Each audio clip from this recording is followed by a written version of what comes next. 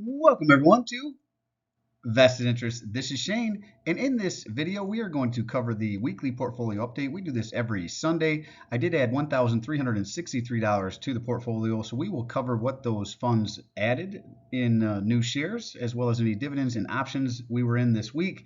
But before we get into the video, I'd like to take a moment to thank everyone who's taken the time to watch, comment, and like the videos, and a special thank you to those who subscribe to the channel. I really do appreciate it.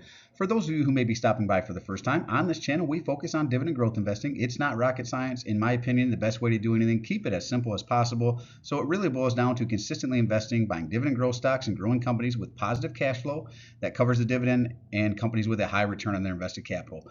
I utilize both a dollar cost average approach, consistently investing into the portfolio on a weekly basis, and that's what this video is. We're going to cover those weekly purchases as well as larger purchases whenever I have extra funds from a bonus or a side job that I do, something like that. I do cover all my investments into the portfolio on this channel. I do not have a paid Patreon account. I'm not trying to send you to any other sites to sign up for any newsletter or anything else.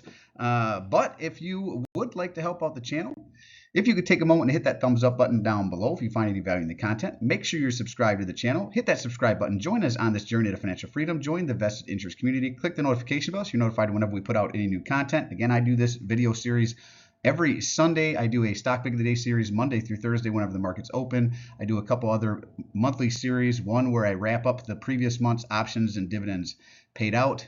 We do a final review of the month, and then as we enter into a new month, I do a video where I release the stocks that I will be focused on for the upcoming months. I did one for November that came out a couple weeks back, so go ahead and check that out and see the two stocks that I'm focused on. If you're new to the channel, check that video out. If you've been watching the channel, you know what I'm focused on. You probably watched that video already. And there is one more new feature on the channel. There is the earn button. If you want to buy me a cup of coffee, click that earn button. There's a couple different tiers in there you could donate to the channel. And thank you to those of you who take advantage of that. Completely understand. No pressure there. We all have enough to pay for, and I get it. Times are tough. So if you can't do that, that's all right. If you watch some of the ads on the channel that you may see now, that is another feature that's been added. That's part of the way that those of us who make YouTube videos earn our income. I have not earned any income. This is the first opportunity to do that, so I'm a little bit excited to see what that looks like. And I will share that with you whenever, if it happens. All right, let's get back to the video here. We did have some options hit this week. They have been pretty sporadic, though BABA seems to be the most consistent one to hit, and we had that hit again. On the 4th, we went in, we threw, I think, 4 or 5 different ones in. BABA was the only one to hit. Again, we're being pretty conservative, so this one was way out of the money. We did a one covered call, right? So one contract is 100 shares. So you must own 100 shares. To do a covered call. That's what covered call means. The shares are covered by the shares I own. So -1 means one contract. One contract equals 100 shares. The shares were of BABA, ticker BABA. This is a Chinese company out of the consumer discretionary sector. The end date was November 8th, right? So we opened it on the 4th with the end date that Friday 8th with a $110 strike. So if it would be 110 or over, then these shares would have been called away. It was not. We did receive $23 minus some fees, so $22.45. That's represented here. We keep that premium, and as you can see here, it did expire worthless. It was much lower than the 110. I think it pulled back into the mid-90s again. So we've been successfully running this BABA call for a while. Well, we missed a couple weeks there in November. It didn't hit, but all through November, we tried this one. We continue to try this one. I think we did Johnson & Johnson again this week. We threw out several others, but this was the only one that hit. So $22.45. I know it's not much, but this goes right back into the portfolio. Now, on November 4th, we also received dividends. We received $33.64 from Owens Corning, ticker OC. This is out of the Owens Corning is out of the industrial sector. And we do have the DRIP set. So the DRIP stands for Dividend Reinvestment Plan, and that just means that any company that pays dividends, in this case Owens Corning, pays out dividends. They paid us $33.64. The Dividend Reinvestment Plan says it goes right back in and buys more shares of that same company on the same day. So those $33.64 picked up 0.18349 more shares. The 0.18349 more shares added an additional, it's a whopper here, this is huge, 44 cents over the next calendar year. And that's all right. I know it's a small number, but every little bit helps. And this is what is known as the dividend snowball. You might hear people refer to it as compound interest as well, and it's both. The dividend snowball, basically, we bought shares of Owens Corning. Those shares paid out dividends. Those dividends buy more shares. Those shares add additional capital, which will increase the amount of shares that it purchases next time, hopefully. And that is the dividend snowball. So even if I don't add new capital to Owens Corning, every time this pays out, this is going to happen. I'm going to get a few more shares, which will add additional passive income, which next time will buy more shares. And the cycle will continue over and over again. And the dividend snowball, what it's rolling down is time, right? So the longer I let time go and let this happen, the larger that snowball will be. All right, and here is the new capital. And unfortunately, I will be honest, we did all of our buying on one day, and that was not the plan. I actually missed my weekly buys. We'll talk about that here in a minute. We'll go over what we did purchase. I added $1,363.31. I actually added more than this, and it's sitting in my portfolio waiting to be spent. But this is what we actually spent, $1,363.31. And with those funds, we picked up 10 more shares of Valet, ticker VALE. This is out of the material sector. This is a foreign company as well. We picked up those shares at $10.88. We added to our Haverty Furniture Company's position, ticker HVT. This is out of the consumer discretionary sector. Picked up those 6 shares at $22.09. We added, and we've been adding to this. This is part of our November buys. This is our ones we're going to focus on. This one and the next one, Google Alphabet, ticker GOOGL. You probably recognize them as Google. Picked up 4 shares there at $169.12. And the other one we've been adding to and we'll continue to focus on for November, Lam Research Corporation, ticker LRCX. And both of these are out of the information technology sector. We picked up those shares at $74.24. All total, these new shares, this $1,363 and some change, the new shares it bought added an additional $38.14. Total invested $1,363.31. Total passive income added $38.14. Now, typically we have 2 names that you probably recognize or see that are not here that are typically part of our weekly buys. We buy SCHD and we buy VTI, right? Both ETFs that we've been buying weekly all year. We'll continue to do so. Unfortunately, on Friday, I had a few issues going on. I left work a little early because I was supposed to give blood, so I went and gave blood, and I've been doing that. I'm O negative, so I always get anyone can use my blood. So they love me as a donor, a blood donor, and I do that now pretty regularly. Every 3 to 4 months, I'll donate some blood. Unfortunately, I got off a little early and I came home and I passed out. I fell asleep. Usually it doesn't hit me as hard whenever I give blood, but by the time I got up, the market was closed. So I did not get my Friday purchase that I typically do on Fridays. Sometimes I'll do it on Thursdays, but typically it's on Fridays. I'll do my weekly purchases of VTI, SCHD, and maybe a couple other things if I have some extra funds. That did not happen. So my plan is to go into the market on Monday, make up for missing the shares of VTI and SCHD that I missed on Friday. So we'll probably start the week off with some purchases of our weekly purchase that should have already happened. Those funds are already in the account. We'll just make that purchase on Monday morning and we'll add it to next week. So you'll see a double dose of SCHD and a double dose of VTI next week to make up for missing this week. And that's part of the reason our total passive income added was a little lower than it normally is as well. Now let's run through the sector update here. You can see communications makes up 10.49% of the portfolio, consumer discretionary at 4.89%, consumer staples at 9.28%, energy makes up 5.95% of the portfolio, financials is the littlest sliver here at 2.85%, healthcare is not the largest anymore. It is now the second position at 12.73%, second largest position. Industrials makes up 6.67%, and technology has overtaken healthcare and is now the largest slice of the pie at 13.1%. That is by design. That is with the Google and the Lam Research shares being added, and this will continue to grow. This will probably get to about 15-16% of the portfolio before we really pull back on Lam and Google. Well, I'm not going to say that because if they really run up, I'll probably back off on buying them. Google has really started to run up. LRCX is getting close, but I'm going to continue to add to both until my cost basis gets too high where I want to pull back. Right now I'm going to add to it, so this will probably continue to grow and be the largest position of the portfolio for a while. Materials at 8.35%. Utilities makes up 8.58%. REITs in real estate at 8.61, and ETFs. ETFs is starting to become a large piece of the pie. Eventually, this will be the largest piece of the pie. Currently sits at 8.5%, but just the nature of adding to SCHD and VTI every week consistently will eventually have this overtake the rest of the portfolio. And that's all right. That's by design as well. Now over here to the right, you can see the sector weights as well. Here's the percentages that matches up to the pie, and here's the dollar amount allocated to each sector as well. Now here it is, the portfolio update. I do this every Sunday. I think it's important to show you a real portfolio built out over time.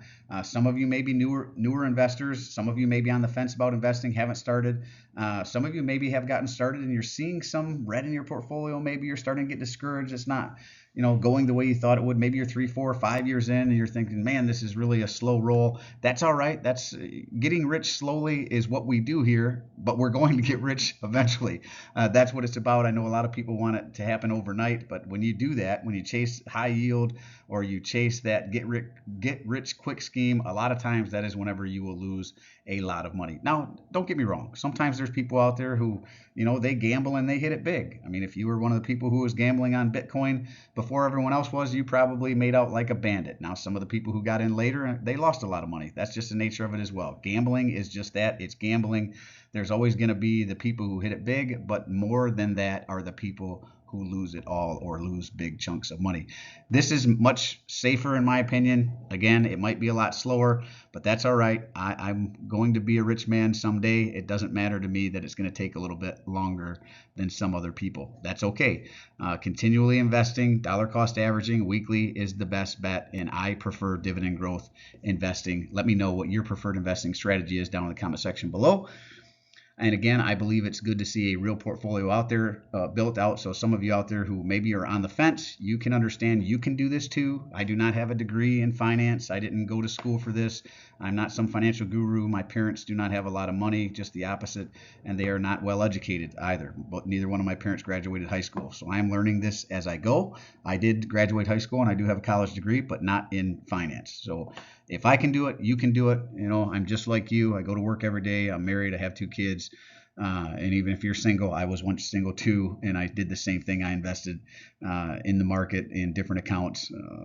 Franklin Templeton was the first account I opened up back in 2001, I think, whenever I first entered into the military. And I just bought some, I think it was pretty close to a S&P 500 index fund that I threw money into every chance I had a little bit of extra money. And that's the nature of it. Continually invest.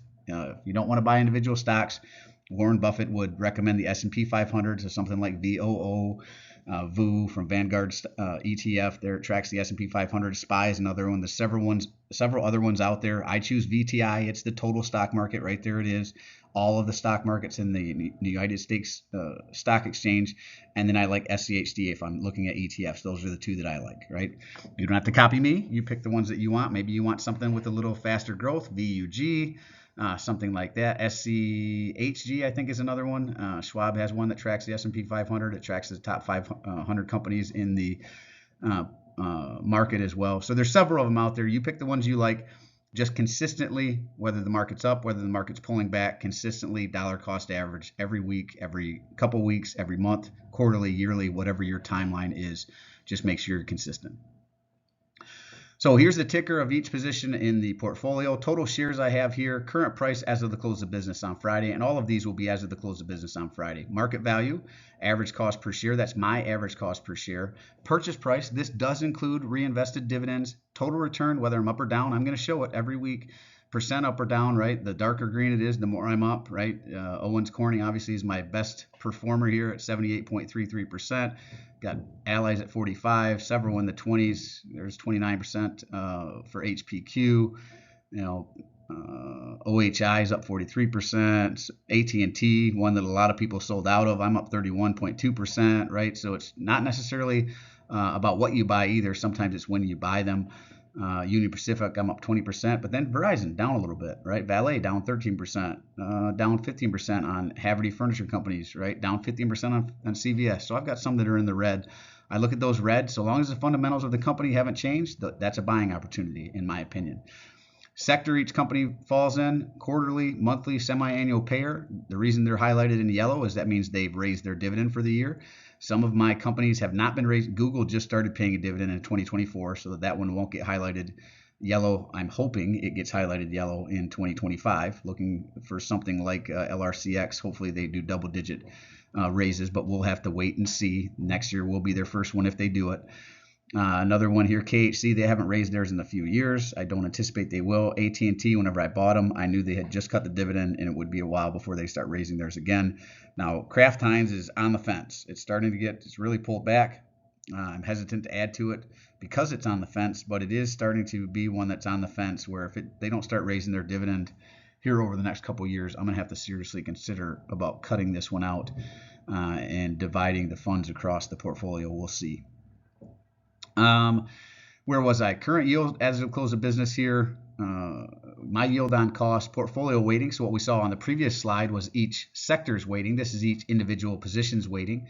Estimated annual income, payout months, what months they pay out, dividend growth year over year, and where it sits at 15% of a 52-week low. Let's talk about this for a second. Let's use Google as an example. This is one I want to continue to add to. Currently, we're up about 11%, right? My cost basis is $159.84. It's obviously well above my cost basis at $178.40, but I'm willing to run this up to about $165 per share. That's about where I'm saying I feel this is fair valued. Anything under that I feel like is a little undervalued. So currently I feel like my cost basis is a little undervalued. So I don't mind adding to this. I can nibble on it here a little bit more, even with the current price per share over my cost basis. I'll bring this up. Now that is still way above 15% of a 52-week low. I'd like to keep my overall cost basis under where it sits at 15% of a 52-week low. That will not be the case for Google unless it really pulls back, and then I can build this one out and bring down the cost basis. But that just gives me a mark that I'm looking for. It gives me a mark that I can say, okay, this was the last 15% of a 52-week low here. This will go up over time. It will change over time, but that is why I put this here. It gives me a metric to kind of say, okay, let's try to keep our cost basis under that, but it is not a set in stone rule, right? Obviously, you can see Google, I break that rule, and that's okay. Now, total shares, 6,186.871. Market value, $314,795.81. I have $284,921.34 of my own money. This does include reinvested dividends into the portfolio. Total return is $28,874.47. Nice to see it up, but it's not what I focused on. Up 10.49%. Again, not what I focus on. Currently, and I say that whenever I was down too. If you've been watching the channel for the last couple of years, you've seen me down 4, 5, 6%. And I said the same thing then. It's not what I focus on. Now that I'm up 10.49%, still not what I focus on. Current yield 3.831%. Yield on cost is 4.232. And this is what I'm focused on. That's why it's circled in red over here. The estimated annual income paid out by all the positions, the dividends that pay me, whether it's monthly like O, whether it's quarterly like the most of them, or whether it's semi-annual like something like Valet, continues to go up. These are the dividends they pay me out, again, either quarterly, monthly, or semi-annual, and it currently sits at $12,059.20. We went over that 12,000 mark last week for the first time. It's good to see. So now we are well over $1,000 a month in dividends. On to the next stepping stone for us will be the $20,000 mark. So I don't know that I'll get there next year, but hopefully we get close, and we'll have to see. I'd love to get to $16,000 to $18,000 in dividends by the end of next year. We'll see how that shakes out. Dividend growth year over year sitting at 6.24%. And really, that is it. Let me know how your portfolio is doing. What are you making in estimated annual income from dividends from your portfolio, or quarterly, monthly, whatever you want to share? And what are you buying in the month of November? The market is really up right now. Are there positions that you're still buying? Are you still finding value in the market? Let me know in the comment section down below.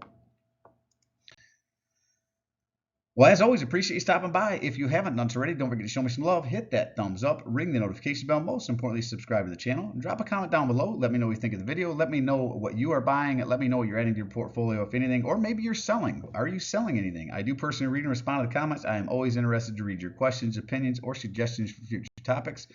And this is Shane signing off, wishing peace and prosperity to you and yours. And remember, financial security comes to those who take a vested interest. Hey, thanks for stopping by. Thanks for tuning in. Hope you have a great weekend, and we will see you in the next one. I'm not a financial advisor. Nothing in this presentation should be considered financial advice. I'm only sharing my opinion and investing to educational and entertainment purposes. Investing involves risk against money. Should never invest in any amount you're not comfortable losing. Always do your own research. Invest based on your situation, circumstances, and select criteria, or see the advice and counsel of a certified financial advisor.